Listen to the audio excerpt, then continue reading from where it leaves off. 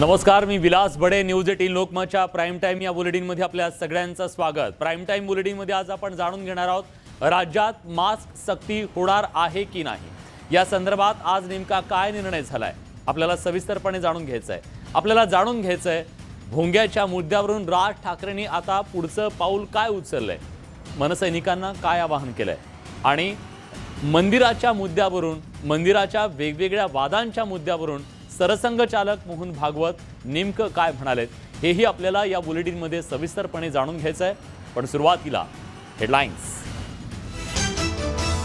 हेडलाईन्सचे प्रायोजक आहेत IIB. नीटच्या टेन्शनला करा गुड बाय. महाराष्ट्रातून सर्वाधिक डॉक्टर्स घडवणारे IIB आता नांदेड, लातूर नंतर पुण्यातही.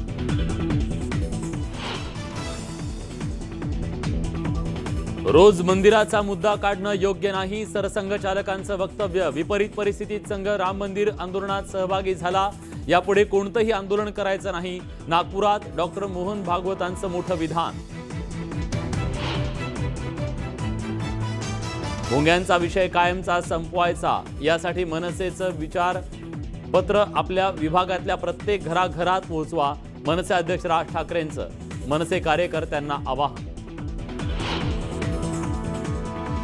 राज्यात तुर्तास मास्क सक्ती नाही, मात्र घराबाहेर पडताना मास्क वापरावा. मुख्यमंत्री उद्धव ठाकरेंचं आवाहन. कारण सांगत बसू नका, औरंगाबादमधील पाणी प्रश्नावर तातडीने मार्ग काढा. मुख्यमंत्री उद्धव ठाकरेंनी अधिकाऱ्यांना खडसावलं. अहमदनगर जिल्ह्याचं नाव बदलून अहिल्यानगर करा, गोपीचंद पडळकरांची मुख्यमंत्र्यांकडे मागणी. तर राज्यात नामांतरापेक्षाही अनेक महत्त्वाचे विषय, अजित पवारांची प्रतिक्रिया. बिहारप्रमाणे महाराष्ट्रातही जातनिहाय जनगणना व्हावी, राष्ट्रवादी काँग्रेसच्या बैठकीत मागणी. न्यूज 18 लोकमतच्या बातमीचा दणका. औरंगाबादमधील काबरा कॉलेजची परीक्षा केंद्र म्हणून मान्यता रद्द. केंद्र प्रमुख आणि विद्यापीठ परीक्षा नियंत्रकाला कारणे दाखवा नोटीस. एका बेंचवर बसून तीन विद्यार्थ्यांनी दिली परीक्षा. 100 कोटींच्या कथित वसुली प्रकरणी अनिल देशमुखांसह दोघांविरोधात सीबीआयकडून आरोपपत्र दाखल. सचिन वाझे माफीचा साक्षीदार झाल्यानंतर आरोपपत्र दाखल. साकीनाका बलात्कार प्रकरणी आरोपी मोहन चौहानला फाशीची शिक्षा. दिंडोशी कोर्टानं सुनावली शिक्षा.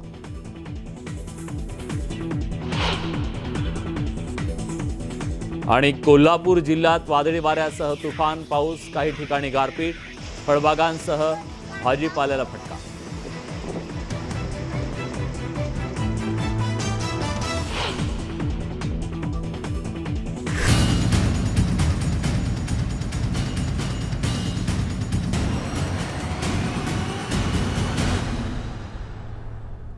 प्राईम टाइम या बुलेटिनची सुरुवात आपण करणार आहोत सरसंघचालक मोहन भागवत यांनी केलेल्या एका मोठ्या विधानाच्या बातमीनं. देशात सध्या ज्ञानवापी या मशिदीवरून रोज नवनवे दावे प्रतिदावे समोर येत आहेत. अशात सरसंघचालक मोहन भागवत यांनी ज्ञानवापीला स्वतःचा इतिहास असून आता इतिहास कुणीही बदलू शकत नसल्याचं त्यांनी म्हटलंय. रोज मंदिरांचा मुद्दा खणून काढणं योग्य नसल्याचंही त्यांनी म्हटलंय. मात्र प्रत्येक मशिदीत शिवलिंग कसं, असा सवाल त्यांनी उपस्थित केलाय. अयोध्येत झालेल्या राम मंदिराच्या आंदोलनात RSS सहभागी होती, मात्र आता कुठल्याही आंदोलनात RSS सहभागी होणार नसल्याचं मोहन भागवत यांनी स्पष्ट केलंय.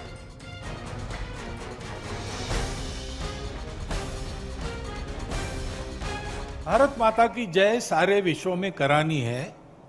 क्यों करानी है? हम विश्व विजेता बनना चाहते क्या? नहीं, हमको विजेता वगैरह बनने की आकांक्षा नहीं है. हमको किसी को जीतना नहीं है, हमको सबको जोड़ना है. संघ का कार्य भी किसी को जीतने के लिए नहीं चलता, जोड़ने के लिए चलता है. और भारतवर्ष भी दुनिया में, दुनिया के आदिकाल से अब तक जीता रहा है तो किसी को जीतने के लिए नहीं, सबको जोड़ने के लिए. ज्ञानवापी का मुद्दा चल रहा है. अब ऐसे मुद्दे हैं, एक इतिहास तो है, उसको हम बदल नहीं सकते. वो इतिहास हमने नहीं बनाया, न आज के अपने आप को हिंदू कहलाने वालों ने बनाया, ना आज के मुसलमानों ने बनाया. उस समय घटा, इस्लाम बाहर से आया, आक्रामकों के हाथ आया। उस आक्रमण में भारत की स्वतंत्रता चाहने वाले व्यक्तियों का मनोधैर्य खच्चे करने के लिए देवस्थान तोड़े गए, हजारों है। हिंदू समाज का विशेष ध्यान जिन पर है, विशेष श्रद्धा जिनके बारे में ऐसे कुछ है, उसके बारे में मामले उठते हैं। अब इसका विचार क्या करना, ये मुसलमानों के विरुद्ध नहीं सोचता है हिंदू। आज के मुसलमानों के उस समय पूर्वज भी हिंदू थे। उन सबको स्वतंत्रता से चिरकाल तक वंचित रखने के लिए, उनका मनोधैर्य दबाने के लिए किया गया। इसलिए हिंदू को लगता है कि इसका पुनरुद्धार होना चाहिए। ठीक है, प्रतीकात्मक कुछ हमारी विशेष श्रद्धा थी, ऐसे स्थानों के बारे में हमने कहा, लेकिन रोज एक मामला निकालना नया, यह भी नहीं करना चाहिए। हमको झगड़ा क्यों बढ़ाना है? ज्ञानवापी के बारे में हमारी कुछ श्रद्धाएं हैं, परंपरा से चलती आई, हम कर रहे, ठीक है, परंतु हर मस्जिद में शिवलिंग क्यों देखना? तो भाई वो भी एक पूजा है, ठीक है, बाहर से आई है, लेकिन जिन्होंने अपनाई है वो मुसलमान, वो बाहर से संबंध नहीं रखते, ये उनको भी समझना चाहिए। एक राम जन्मभूमि का आंदोलन था जिसमें हम अपने प्रकृति के विरुद्ध किसी ऐतिहासिक कारण से उस समय की परिस्थिति में सम्मिलित हुए। हमने उस काम को पूरा किया। अब हमको कोई आंदोलन वगैरह करना नहीं है, लेकिन इश्यूज अगर मन में है तो कुछ उठते हैं। ये किसी के विरुद्ध नहीं है और विरुद्ध मानना नहीं चाहिए। मुसलमानों ने तो नहीं मानना चाहिए, हिंदुओं ने भी ये नहीं करना चाहिए।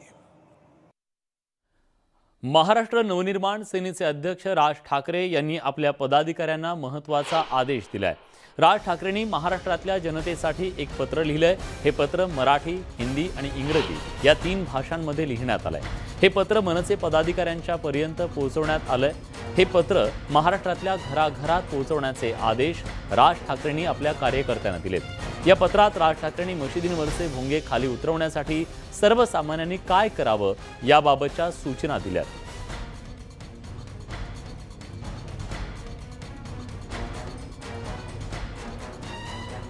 राज ठाकरे यांनी नेमकं काय म्हटलेलं आहे आपण जाणून घेऊयात। ग्राफिक्सच्या माध्यमातून राज ठाकरेंनी आदेश दिलाय। माझ्या प्रिय महाराष्ट्र सैनिकांनो, मशिदींवरील भोंग्यांच्या विषयाला महाराष्ट्र नवनिर्माण सेनेनं हात घातल्यानंतर राज्यातलं नव्हे तर देशातलं राजकारण हे ढवळून निघालं। आता हा विषय आपल्याला कायमचा संपवायचा आहे। त्यासाठी आपला विचार प्रत्येकापर्यंत पोहोचवायलाच हवा। म्हणून माझं एक पत्र मराठी, इंग्रजी आणि हिंदी या भाषेत आपल्या पदाधिकाऱ्यांपर्यंत पोहोचवण्यात आलं गेलंय। ते त्यांच्याकडून घ्या आणि कामाला लागा। तुम्ही एकच करायचंय, ते म्हणजे माझं पत्र तुम्ही राहता त्या परिसरातल्या घराघरात स्वतः नेऊन द्यायचंय। कारण व्यापक लोकसहभागाच्या शिवाय आपलं आंदोलन यशस्वी होणार नाही असं राज ठाकरे म्हणतात। मला खात्री आहे जास्तीत जास्त लोकांपर्यंत हे पत्र पोहोचवण्याच्या कामात तुमच्याकडून जराही कुचराही होणार नाही। राज ठाकरे यांनी आदेश दिलेत या पत्राच्या माध्यमातून आणि ते पत्र कार्यकर्त्यांपर्यंत पोहोचवले गेले। राज्यात कोरोना पुन्हा डोकं वर काढतोय। गेल्या काही दिवसांपासून कोविड बाधित रुग्णांची संख्या वाढतीये। राज्य शासन पुढील 15 दिवस लक्ष ठेवून असेल। निर्बंध नको असतील तर नागरिकांनी स्वतःहून शिस्त पाळावी, मास्क वापरावा, लसीकरण करून घ्यावं, हात धुवावे आणि अंतर ठेवावं असं आवाहन मुख्यमंत्री उद्धव ठाकरेंनी केलंय। मुख्यमंत्र्यांनी संध्याकाळी कोविड टास्क फोर्स समितीच्या सदस्यांसोबत चर्चा केली, त्यावेळी त्यांनी या सूचना केल्या। मुंबईतील दैनंदिन कोरोना रुग्णांच्या संख्येत चढउतार पाहायला मिळतात। गुरुवारी मुंबईत 704 नव्या रुग्णांची भर पडली। गुरुवारी 33 रुग्णांना उपचारासाठी रुग्णालयात दाखल करण्यात आलं। मागील 24 तासात मुंबईत एका कोरोना बाधित रुग्णाचा मृत्यू झालाय तर 349 रुग्णांनी कोरोनावर मात केली आहे। मुंबईत सध्या 3324 सक्रिय रुग्ण आहेत। मुंबईमध्ये आतापर्यंत 10,44,000 रुग्ण कोरोनामुक्त झाले असून बरे झालेल्या रुग्णांचं प्रमाण हे 98% इतकं आहे।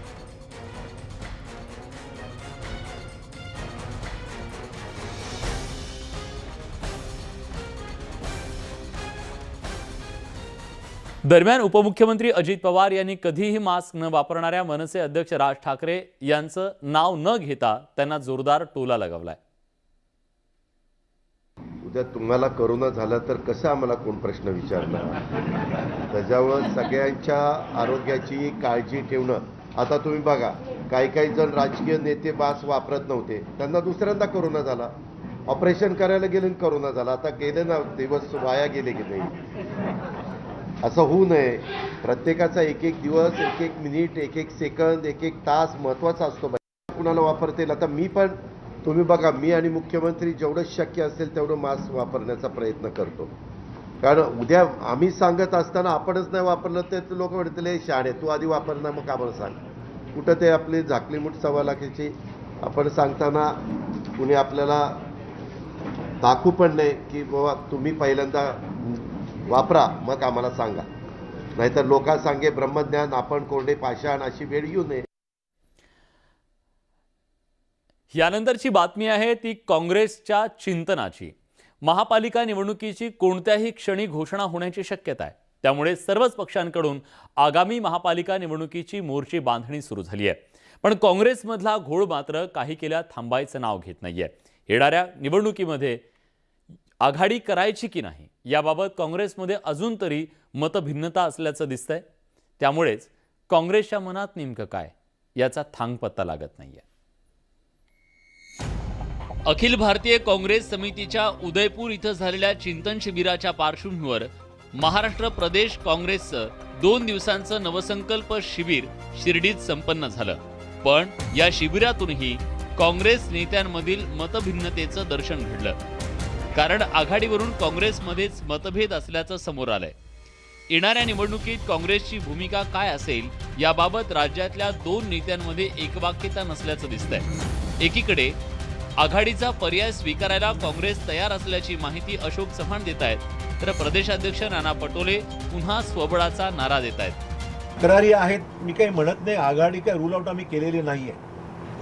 आघाडी आम्ही रूल आउट केलेली नाही. अर्थात आमची भूमिका आणि समोरच्या आमच्या सहकारी मित्रांची महाविकास आघाडी त्यांची भूमिका, या दोघांची भूमिकेवर बरंचसं अवलंबून राहणार आहे. पण Congress is open to alliance ही निश्चित आहे.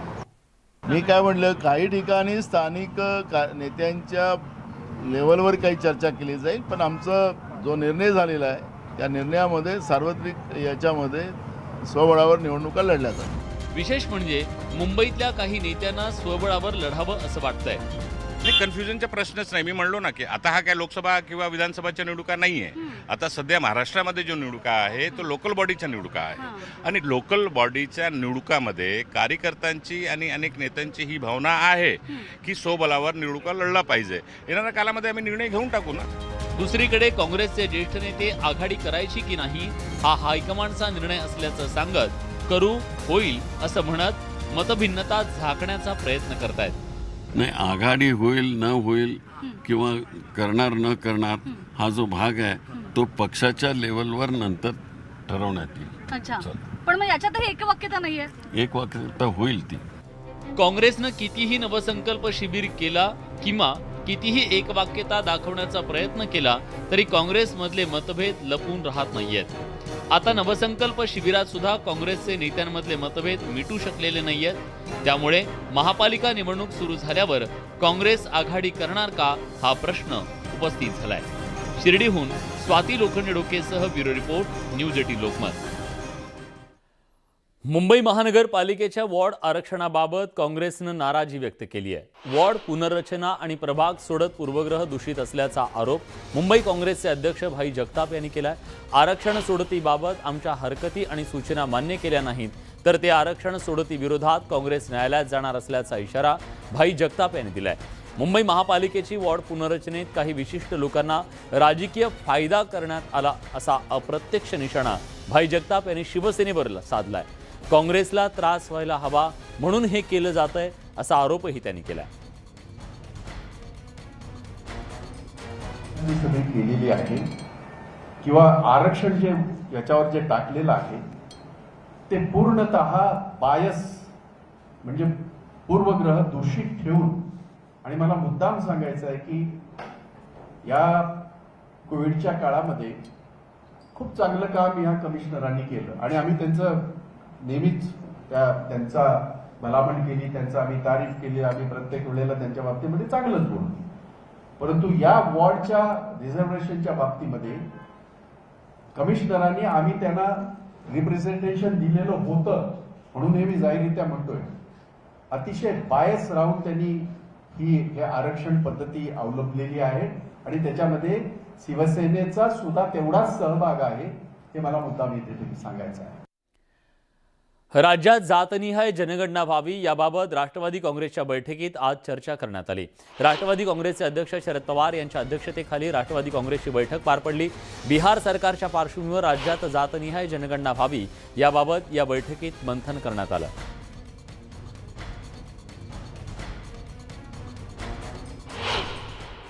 बिहारमध्ये जे काल घडलं आहे की सगळे पक्ष एकत्र येऊन जातनिहाय जनगणनेची त्यांनी मागणी केली. बिहारमध्ये नितीश कुमार यांनी त्याच्यात आघाडी घेतली. मी राष्ट्रवादी काँग्रेसच्या व्यासपीठावरनं कायम मागणी करत आलो आहे की जातनिहाय जनगणना झाली पाहिजे. त्याच्यावरती बिहारसारखा प्रयोग महाराष्ट्रात करावा आणि त्याच्यासाठी राष्ट्रवादींनी आघाडी घ्यावी असं एक मतप्रवाह बैठकीत व्यक्त झाला. कोणत्याही परिस्थितीत औरंगाबाद शहरातील नागरिकांना व्यवस्थित पाणी पुरवठा झाला पाहिजे. कारणं सांगत बसू नका, तातडीनं मार्ग काढा असे आदेश राज्याचे मुख्यमंत्री उद्धव ठाकरे यांनी विभागीय आयुक्तांना दिलेत. औरंगाबाद शहर पाणी पुरवठ्याच्या 1680 कोटी रुपयांची योजना गतीनं पूर्ण व्हावी. या योजनेचा कालबद्ध रीतीनं आढावा मुख्यमंत्री संकल्प कक्षातून घ्यावा. या योजनेला वेगानं पूर्ण करण्यासाठी राज्य सरकार काहीही कमी पडू देणार नसल्याचं मुख्यमंत्र्यांनी यावेळी बोलताना सांगितलं. कामाच्या बाबतीत हलगर्जीपणा दाखवल्यास विविध कायद्यांच्या अंतर्गत त्यांच्यावर कठोर कारवाई करण्यात येईल असंही मुख्यमंत्र्यांनी खडसावलंय.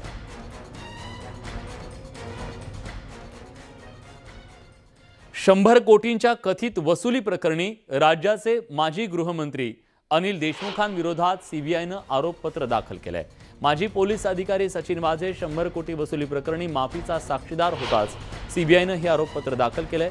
एकूण 59 पानांचं आरोपपत्र असून या आरोपपत्रात अनिल देशमुख यांना प्रमुख आरोपी दाखवण्यात आले, तर त्यांचे खासगी सचिव संजीव पालांडे आणि कुंदन शिंदे यांना सह आरोपी दाखवण्यात आले. गेल्या 3 महिन्यापासून सीबीआय कोर्टात सुरू असलेल्या 100 कोटी वसुली प्रकरणी सुनावणी पूर्ण होताच सीबीआयनं आरोपपत्र दाखल केलंय.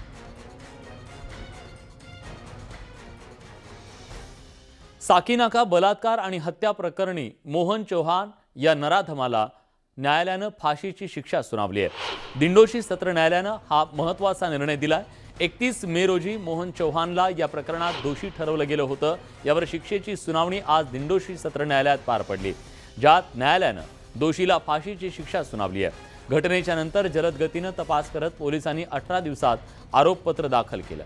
दिंडोशी न्यायालयातील अतिरिक्त सत्र न्यायाधीश यांनी आरोपीला बलात्कार आणि हत्या प्रकरणी त्याला दोषी ठरवून फाशीची शिक्षा सुनावली. याकरता मुंबई पोलिसांचं मनापासून अभिनंदन करतो. एका भगिनीला न्याय मिळवून देण्याच्यासाठी त्यांनी ज्या जलद रीतीनं तपास केला, चार्जशीट सादर केला आणि ज्याच्यामध्ये न्यायालयामध्ये पूर्णपणानं बाजू लावून धरून त्याच्यामधून आरोपीला फाशीची शिक्षा त्या ठिकाणी सुनावण्यात आलेली आहे.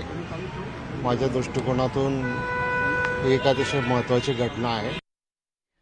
यानंतर सोलापुरातून एक धक्कादायक बातमी आहे. 4 जानेवारी 2022 मध्ये 16 महिन्याच्या चिमुकलीवर अत्याचार करून गळा आवळून हत्या करणाऱ्या बापाला आणि या गुन्ह्यात साथ देणाऱ्या निर्दयी आईला सोलापूर फास्ट ट्रॅक कोर्टानं मरेपर्यंत फाशीची शिक्षा सुनावली आहे.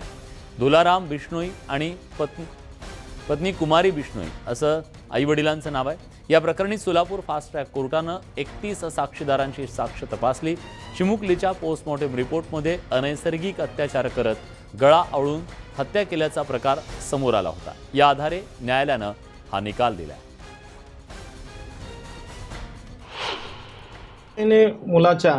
मुलीच्या अल्पवयीन या मुलीवर लैंगिक, नैसर्गिक, अनैसर्गिक आणि मौखिक अत्याचार केल्याप्रकरणी यातील आरोपी धोलाराम बिश्नोई आणि दुसरी आरोपी त्याची पत्नी पुनीकुमारी बिश्नोई यांना आज रोजी खुनाच्या अपराधाखाली दोषी धरून या ठिकाणी फाशीची शिक्षा म्हणजे मरेपर्यंत फाशीची शिक्षा ठोठावण्यात आलेली आहे.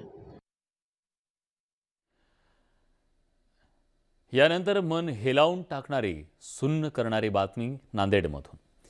केवळ 4 महिन्याची मुलगी रडत होती आणि 2 वर्षीय मुलगा खाण्यासाठी मागत होता म्हणून आईनं पोटच्या दोन्ही मुलांची हत्या केल्याची धक्कादायक घटना समोर आली आहे. केवळ एवढंच नाही तर या आईनं आपल्या या दोन्ही मुलांचे मृतदेह शेतात नेऊन जाळले. तिचं हे कृत्य लपवण्यात तिच्या माहेरच्यांनी सुद्धा मदत केल्याचं समोर आलंय. भोकर पोलिसांनी एका खबऱ्याकडून ही माहिती मिळाल्यानंतर हा सगळा प्रकार उघडकीस आला. दरम्यान मानसिक आजारानं त्रस्त असल्यामुळे आईनं हे कृत्य केल्याचा दावा करण्यात येतोय. द्रुपदाबाई भतार, गणपत निम्मलवाड हिने तिचे 2 अल्पवयीन मुले चिरंजीव दत्ता वय वर्ष 2 व मुलगी अनुसया वय 4 महिने यांना तिच्या घरगुती कारणातून जीवेनिशे ठार मारले.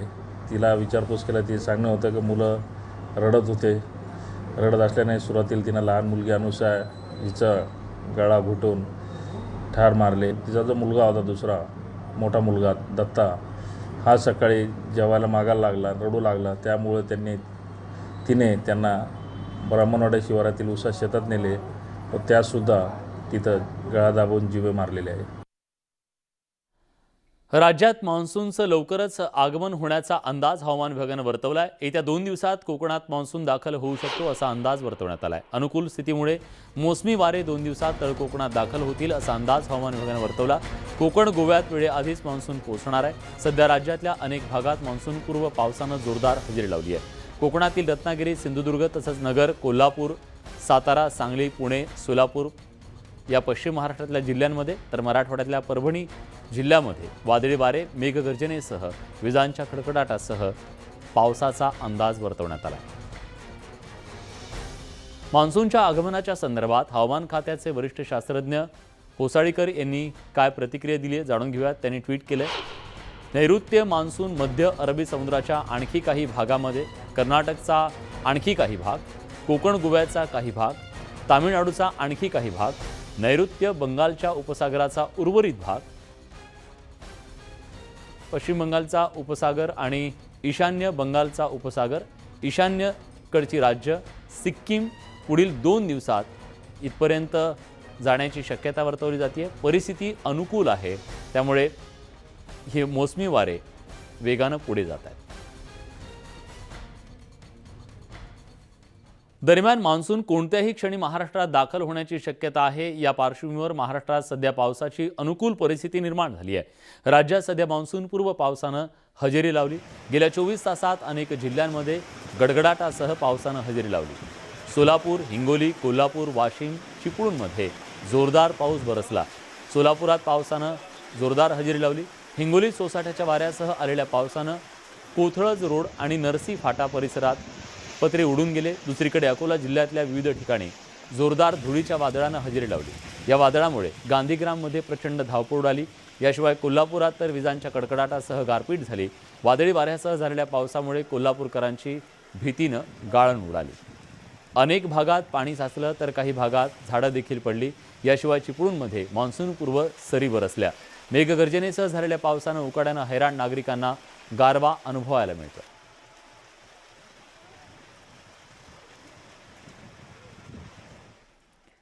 कोल्हापूर जिल्ह्यात जोरदार गारपीट झाली आहे. अचानक इतक्या जोरात पाऊस आला की शहरात अक्षरशः काही काळ भीतीनं गाळण उडाली.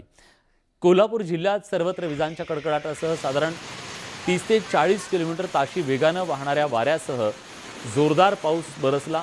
अचानक वादळासह आलेल्या पावसानं अनेक ठिकाणी नुकसानसुद्धा केलं. वादळी वाऱ्यासह झालेल्या पावसानं अनेक ठिकाणी झाडं उन्मळून पडली. त्यामुळे प्रशासनाची तारांबळ उडाली. अनेक भागात रस्त्यावर पाणी साचलं. त्यामुळे नाले सफाईच्या कामांची पहिल्या पावसातच पोलखोल झाल्याचं चित्र या निमित्तानं दिसलं. शहरात अनेक भागात पाणी साचलं. याशिवाय जयंती नाल्यावरच्या पुलावर सुद्धा सर्वत्र पाणी पाहायला मिळालं. CPR चौकात सुद्धा साचलेल्या पाण्यानं नागरिकांचा खोळंबा झाला. पहिल्याच पावसात कोल्हापूर शहरात दैना उडाली. पाण्यातून वाट काढत प्रवास करण्याची वेळ नागरिकांवर ओढवली.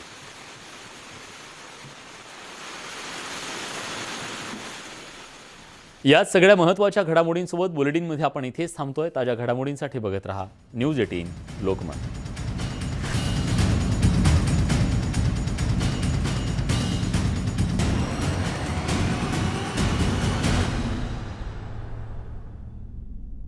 समाविष्ट झालेली नाहीत, त्यामुळे ही गावं